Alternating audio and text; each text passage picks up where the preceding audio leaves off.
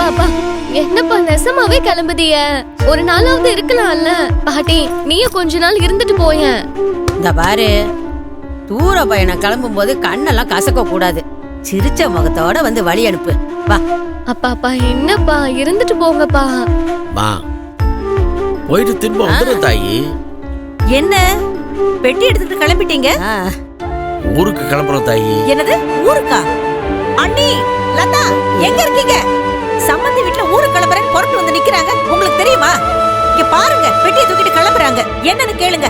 என்னண்ணே, என்னாச்சு? அவர் வேற வெளியில போயிருக்காரு, நீங்க பாட்டு கிளம்பி நிக்கிறீங்க.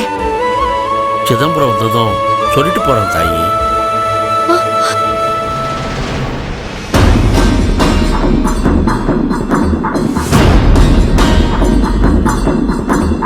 அத்தை பாருங்க அத்தை, நான் சொல்லி கேட்க மாட்டேங்கிறாங்க. நீங்களாவது சொல்லுங்களேன். அண்ணே, எங்களுக்காக இல்லைன்னாலும் துளசிக்காக இருக்கலாம்ல.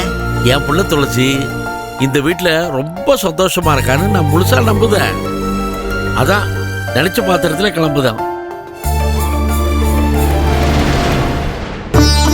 துளசி தான் இந்த வீட்டுக்கு மறுபடியும் அதிர்ஷ்டத்தை கொண்டு வந்திருக்கான்னு அண்ணனும் அண்ணியும் அதை விட நம்புறாங்க. நீங்க எதுக்கும் கவலைப்படாதீங்க. துளசி எங்க வீட்டுல எந்த குறையும் இல்லாம சந்தோஷமா இருப்பா. சொல்லக்கூடாது, இருந்தாலும் சொல்லுதேன். என் பேத்தி வெள்ளந்தியாவே மனசுல எதுவும் வச்சுக்காம வெளிப்படையாவே பேசிடுவா.